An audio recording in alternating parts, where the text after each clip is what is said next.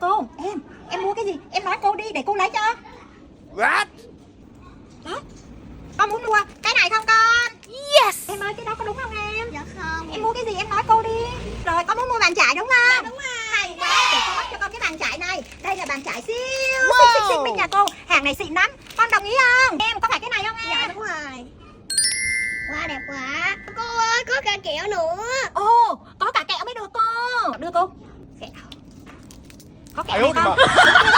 Phải được không em? Dạ không, có kem đánh răng ăn được. Ồ, cô ơi, có cả kem đánh răng ăn được mới được cô. À, chắc chắn là cái kẹo kem bàn chải đánh răng này phải không con? Con chọn màu nào để cô lấy cho? Màu này xanh. Đúng rồi. Năm ba.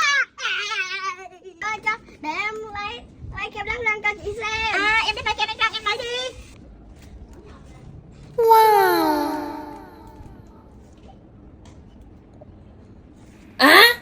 Con quá.